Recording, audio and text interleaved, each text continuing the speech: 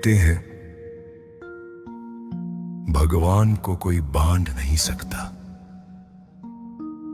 लेकिन प्रेम भगवान को भी अपना बना लेता है।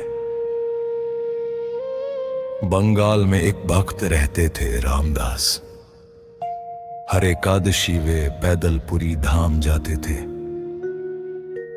सुबह समुद्र स्नान, महाप्रसाद और रात को मंदिर के बाहर उनका कीर्तन।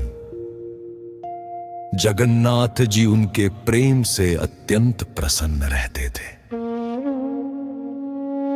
समय बीतता गया, रामदास वृद्ध होते गए।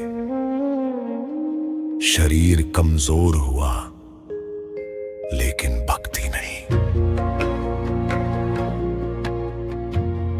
एक रात कीर्तन करते समय स्वयं जगन्नाथ जी रामदास के सामने प्रकट हुए। प्रभु बोले,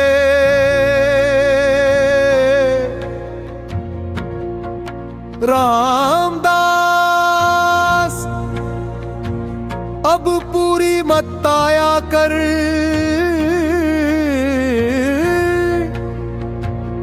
तुझे चलता देख मुझे कष्ट होता है। रामदास बोले, प्रभु यदि अगली एकादशी को आपके दर्शन न हुए तो मेरे प्राण ही निकल जाएंगे। प्रभु मुस्कुराए, तो अगली एकादशी एक बैलगाड़ी लेकर आना, मैं स्वयं तेरे साथ चलूंगा। अगली एकादशी रामदास बैलगाड़ी लेकर पुरी पहुंचे और रात को पीतांबरी पहने, मोर मुकुट लगाए, स्वयं जगन्नाथ जी मंदिर से बाहर आए। अलंकारों की पोटली हाथ में और चेहरे पर प्रेम की मुस्कान। रामदास ने कहा, प्रभु अभी भी सोच लीजिए। प्रभु बोले, निर्णय हो चुका है, चलेंगे हम तेरे संग। बैल बूढ़े थे, प्रभु ने हाथ फेरा और दोनों बैल तंदुरुस्त हो गए। और फिर स्वयं जगन्नाथ जी बैलगाड़ी हाँपने लगे।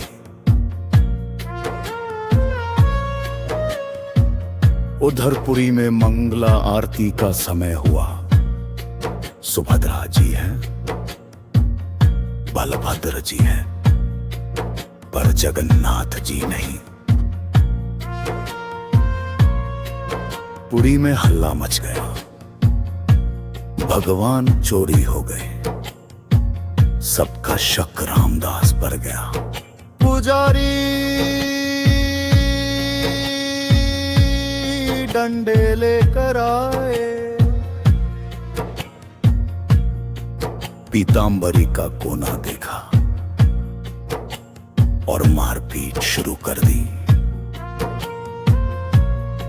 तभी तालाब की दिशा से आवाज आई, अरे मूर्खों, मुझे कोई नहीं ले जा सकता, मैं स्वयं आया हूं।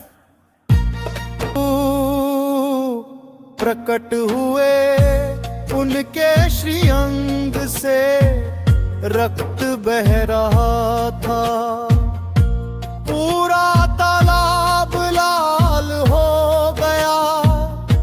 पुजारी कांप उठे, प्रभु क्षमा करो। कुछ दिन बाद पुजारी फिर आए। प्रभु हमारी रोजी रोटी कैसे चलेगी? प्रभु बोले,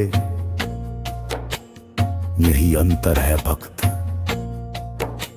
और बगुला भक्त में। ठीक है, मेरे भार के बराबर सोना ले जाओ। तुला लगाई गई,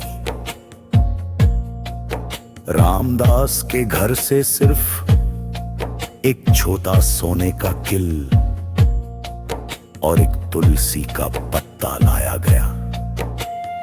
जैसे ही तुलसी और किल रखा गया, प्रभु का भार उससे भी कम हो गया। पुजारी खाली हाथ पूरी लौट गए। भगवान को वैभव से नहीं, नियमों से नहीं, सिर्फ प्रेम से जीता जाता है।